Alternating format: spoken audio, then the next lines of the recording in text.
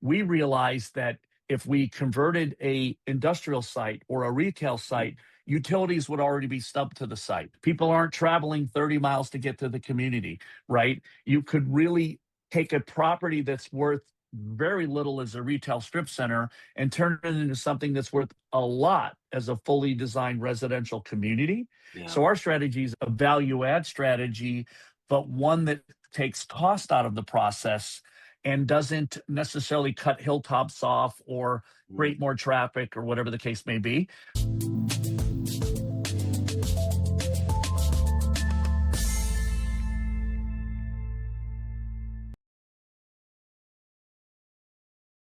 Friends, welcome back to the Commercial Real Estate Unfiltered podcast. And today I've got a special guest that I'm really excited to talk to. We've got Scott Clark with us.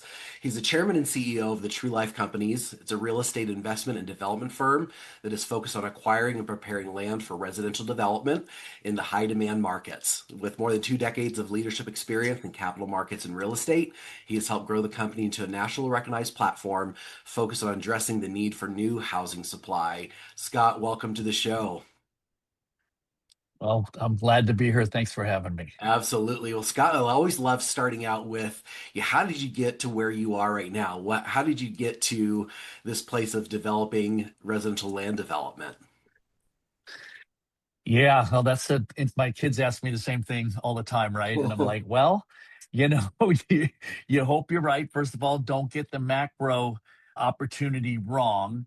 And I saw the opportunity, who doesn't want to be a developer, first of all? Like, I think it's in our DNA we've always loved 3D as humans, right? To see structure created, to see a place of legacy. And I always dreamed of being able to provide housing or developments for people and then being able to later in life go buy them and see legacy that you've created. And Yeah, and 20 plus years later now, I have an opportunity to do a lot of that. So I really love the space that I'm in.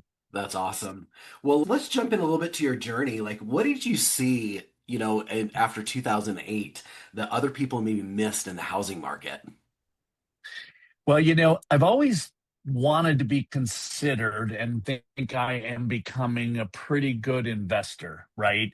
And who doesn't see Warren Buffett as kind of one of our mentors? And as a young man, I remember him saying, and this is not everybody knows this saying he has, which is when others are fearful, get greedy, Mhm. right? So 2008 hits.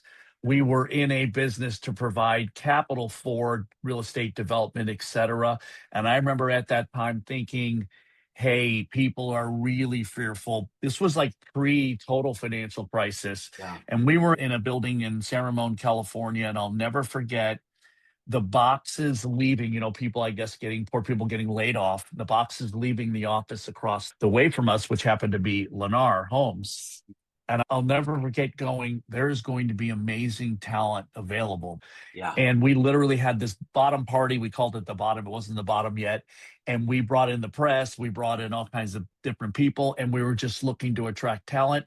And most of the members, senior members on our team today, joined the company back then Wow. when we saw this opportunity that we knew was going to be there. It wasn't like America wasn't still growing and people need a place to live. We assembled our partnership. A lot of the players still here today, and it really got us started in this space. That's awesome. Well, how did that shape the strategy for the True Life companies? Well, at the time, we knew that we were going to be a company that pounced on opportunity, for lack of a better way to put it, right? That when I've always felt that when like attracts like, and I have always believed that if you have good intentions and a relatively smart business plan, you'll attract talent you need to execute on your strategy. Well, and that time was no different. We knew at the time the country was already undersupplied real estate, and we knew sales would fall off for a while because of the crisis. And we've always thought talent first, get the right people on the bus first, Mhm. almost figure out what they're going to do later, right? Like I think people often are trying to fill a role versus fill with someone who meets your culture, someone who is, I've always said if you have integrity and fire in the gut, everything else will take care of itself. Yeah. And we certainly had a shot at the cream of the crop during that financial crisis. And we grabbed a lot of talent at that time, and it shaped the company ever since. And I love that. And I think that is a great point is looking for the right talent and the right people and creating the roles based on that. I think that's something that very few people think about. Why do you think that today's housing shorting crisis is a structural issue versus just a cycle?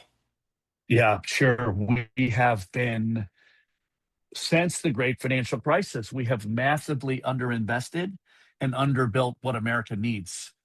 And it's been now 15 years since the great financial crisis, Yeah, at least, right? Basically, yeah, 15, 16 years. yeah. We have never caught up because I don't think what no one saw coming was that we had this massive.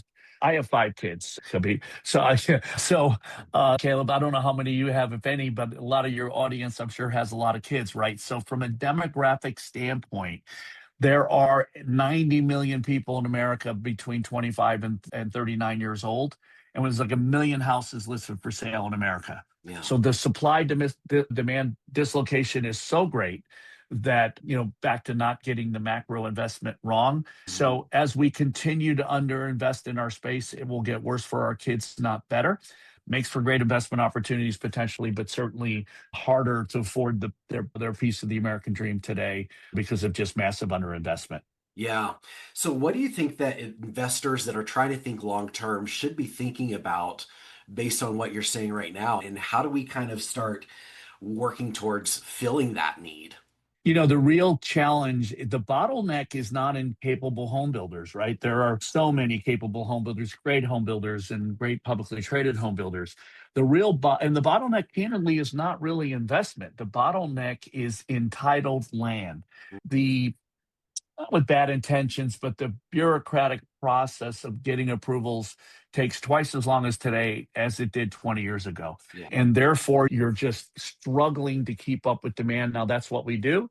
But the real value in land is created before you see lumber in the air. If you Mhm. see lumber in the air, it's production home builders that are very good at what they do, but the margins are thin. The real value as an investor is created in the approval process, which cannot be done by amateurs, right? It is a Right. technical, challenging environment to get done. And if you Yeah. don't know what you're doing, you're going to get crushed, I assure you. We've learned the hard way.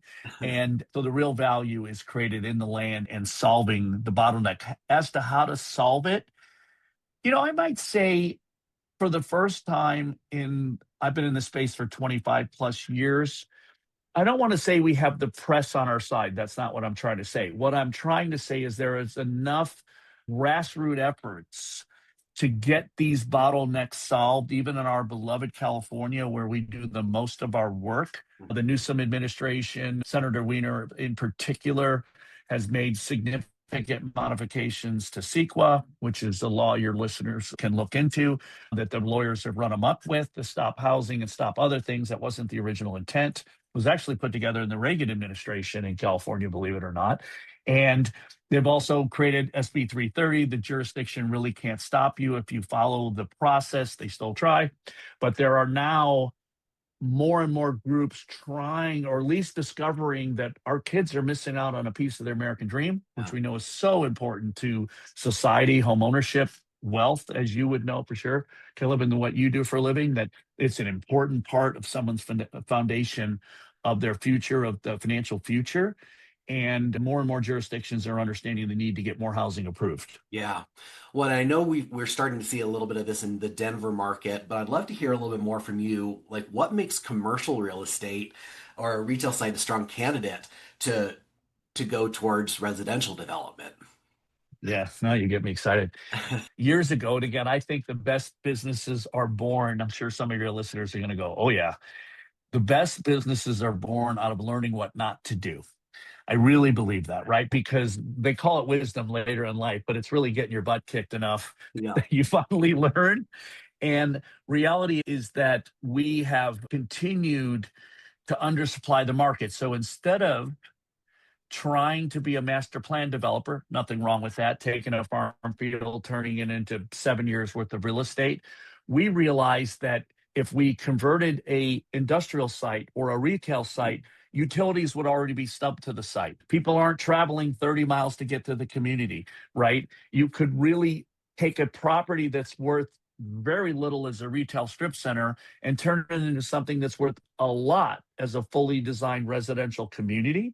Yeah. So our strategy is a value add strategy, but one that takes cost out of the process and doesn't necessarily cut hilltops off or Mm, create more traffic or whatever the case may be. yeah. So we really like this repurpose strategy versus greenfield development, and it's more valuable. The end product's more valuable. Yeah. Do you have any examples that you can think of projects that you've done or one project that you've done that you've kind of seen, see this work really well? Oh, that many. A lot of our work where we founded the company, I live in Denver now as well, but where we founded for less 10 years now, we founded the company in Silicon Valley Mm, and we repurposed many strip centers. So picture of strip center that had a dry cleaner and a Power Fitness and a liquor store, right, if you will. yeah. And it was only valued at X as a retail strip center. We know they're going away in America as more and more people get stuff shipped to their house, right? Mm, So in Sunnyvale, California, as an example, taking a retail strip center, turning it into 89 attached townhomes, all for sale, we do, yeah. all designed for the millennial generation that's out looking for their first piece of the American dream. Yeah. So, yeah, we've taken many retail strip centers, commercial office, industrial buildings, turned them into from that use to a fully designed residential community, often right down to where the sprinkler heads are. So the builder can come in, buy it from us, get their permits and start creating housing for our younger folks in America. Yeah. What are some of the challenges that you face in these conversion processes? I mean, obviously there's a lot of time and effort in like rezoning. What are some of those challenges that you face? Yeah, back to making sure you're aligned with pros that can do this stuff.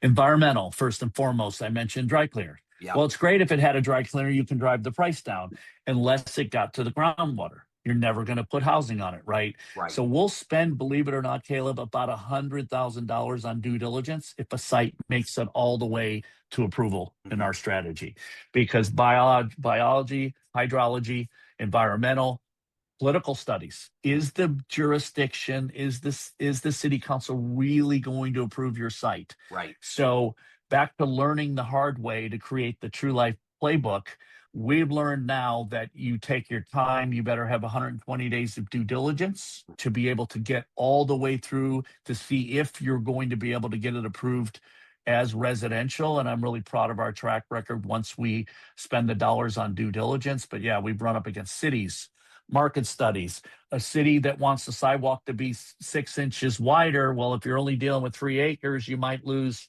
5 units, which would blow the economics on the site. So this constant negotiation with the city, but again, doing your due diligence up front to make sure you've got it all covered before you get started. Absolutely. Well, I appreciate that insight. Well, why do you think this? Because I wish more people would be doing this because I think there's a lot of opportunity and a lot of properties, even whether it be even office, properties. I think, could be prime for this conversion. But why do you think that this opportunity is under the radar for so many investors? Oh, well, it's a very capital barriers to entry. It doesn't take $4 to get this Right. done. And though we have a unique way to take cost out of the process, we can talk about capital barriers, but more knowledge-based barriers, right? Again, over the years, my goodness, Caleb, and you being in your space, how many times you get, I've got this this corner of Fifth and Main. It's an old building now. Look, that would be great for housing, don't you think? And people go, oh yeah, let's go. And they buy it and they find out later that no, environmentally, you're never going to get. You can't get city services. You can't, there's not enough sewer capacity. There's not enough. Mm, So I think it's more of an expertise yeah. and capital issue more than anything else. And there's risk in entitlements. The way we do it is we invest over a large portfolio to kind of mitigate the risk Mhm. versus doing onesie twosie. That's when you'll get in Yeah. trouble. But I do think we need more people in the space to create more housing for our kids because it's the bottleneck of approved land that's the problem. There's Yeah. really no other problems. Yeah. And how do you look at, some of those more infill sites differently than a traditional developer would? Yeah. Well, our strategy is about most developers will look at the strip center in Wheat Ridge, Colorado, let's just Mhm. say. They will look at it as buying the asset and then doing all the work. We take the opposite approach. Mm, First of all, we do all of our market studies, environmental studies, and everything before we know that we like the market of hypothetically Wheat Ridge before we ever get started. So we're Yeah. not an opportunistic player. We are a very process driven strategy player. Yeah. So we know that we like the market first and foremost.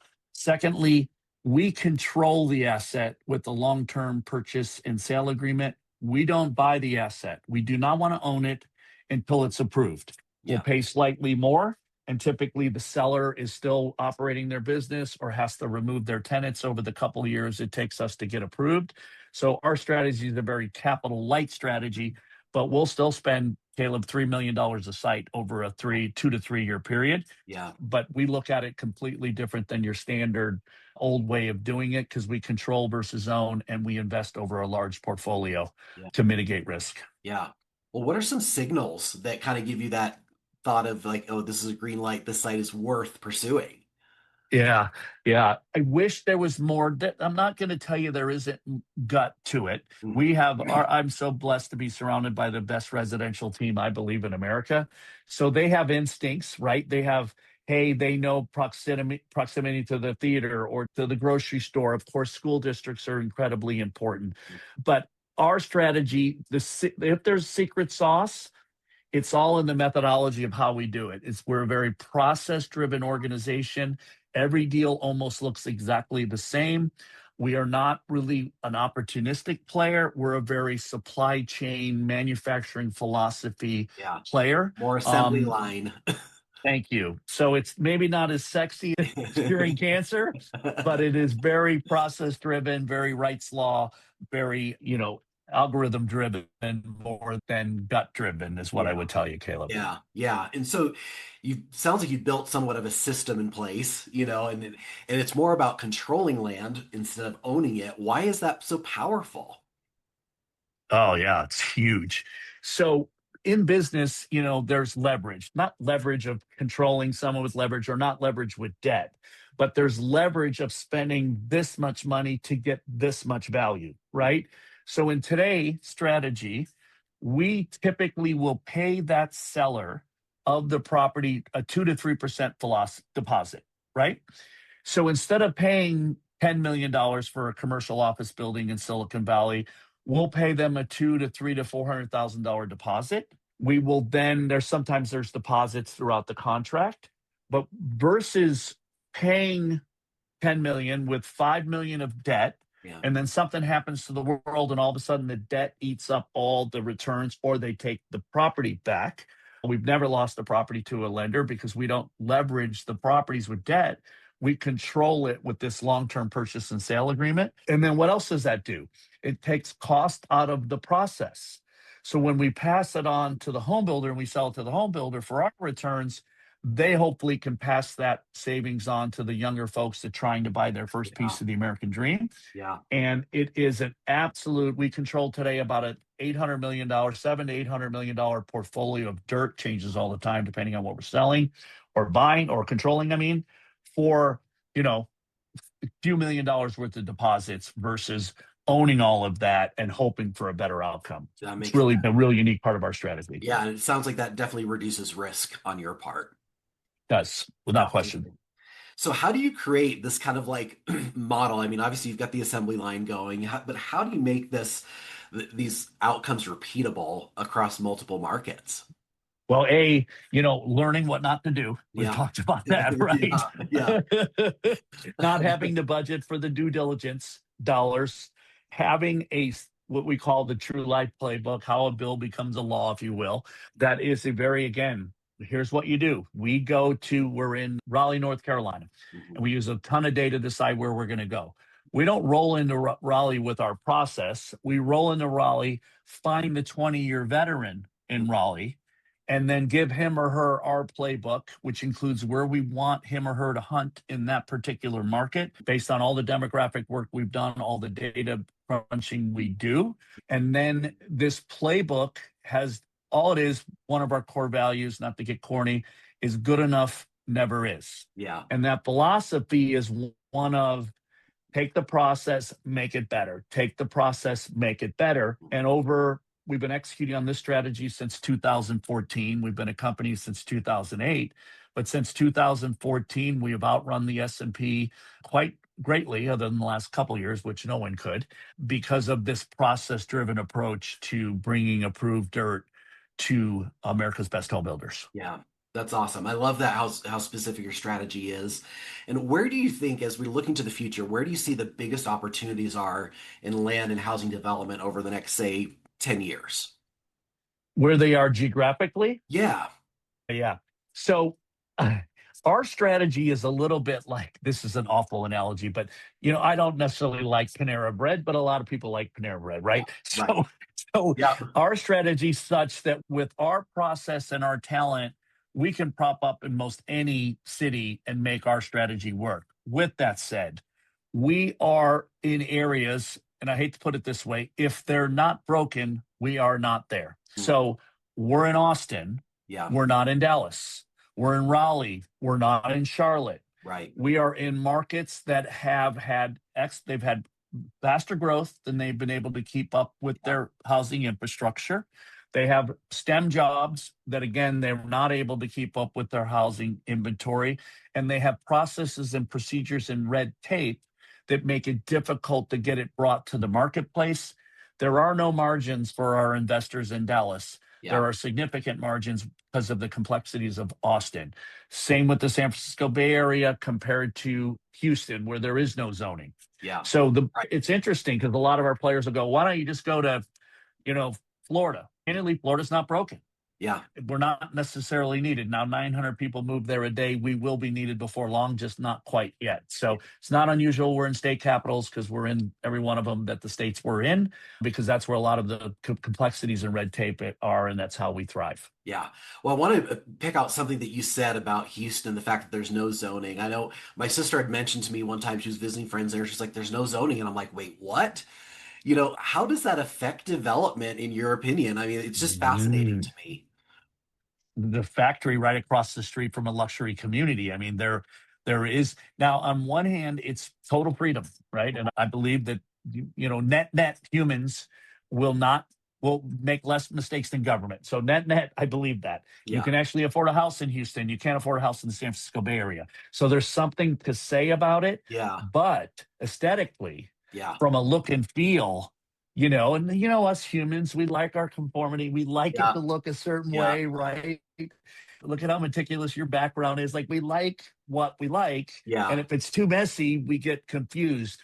So I don't believe in no zoning, but I also certainly wouldn't endorse California's way to approve housing. We're 49th in the nation of living units per resident, and we wonder why our kids can't afford anything, right. right? You got to keep supply in check with demand, or you're going to have runaway pricing. And that's what we've had in America since the great financial crisis. Yeah. Well, as we start to wrap up, like what kind of ending on a note, like for investors that might be listening, how can investors position themselves to benefit from this long-term supply gap? Yeah. So I was a landlord, and I'm almost not a landlord anymore. Got a few left. So on one hand, find someone like us to be able to get you into being a real estate Yeah, developer if that's what you chose to be. We're a supply shop. We're a supply house. We are a land supply housing platform. We're not a developer per se. Or you can buy publicly traded stocks, but then you get the volatility of the market. Or I would never tell someone not to be a landlord. We are not keeping up with supply needs in at least the markets we are in. So I don't now. It never goes straight up. You know how it goes. And yeah, you're in the business. yep. Some years are runaway, some years are flat, some years even go down, very few. Mhm. But if you don't have to move, there is the generation Ys and Zs that are coming behind the millennials are also massive numbers. I'd get as much residential as you can get your hands on in the right markets. You have to do Yeah, your due diligence, but if you don't have the time for that, we have something that humbly is that people can get access to only through wealth advisors that allow them, for the most part, that allow them to get into what wealth managers love about us is they get access to something they wouldn't get access to at Merrill Lynch or Goldman Sachs or any of the big shops, right? Access is key. Tony Robbins' new book, I can't think of the title, but it all talks about access to private equity, private capital. That's where the money is really made. So I'd get as much residential personally as I can get my hands on if I'm your listeners, because we're not making enough. Yeah. Supply and demand. It's Yeah. that simple. Yeah. Well, Scott, this has been super informative. It's really been really fun chatting with you. Where can people find you online? How do they connect with you? They can find our YouTube. I'd strongly recommend YouTube page, The True Life Companies, or of course the True Life Companies website are probably the best place. And then of course on LinkedIn, Scott D. Clark. Awesome. Well, we'll make sure we have those notes in the show notes. And Scott, thank you again for your time today, sharing your knowledge with us. And it's great to talk with you. So glad I could join you, Caleb. Thanks so Awesome. much. Well, thanks everyone for listening. Tune in for our next episode. We will see you soon. Thanks so much. Thank you. If today's episode gave you valuable commercial real estate insights, subscribe, rate, and share it. Connect with me and the David Commercial Real Estate team through the show notes. Remember, real estate is more than buildings. It's about building community. See you next time.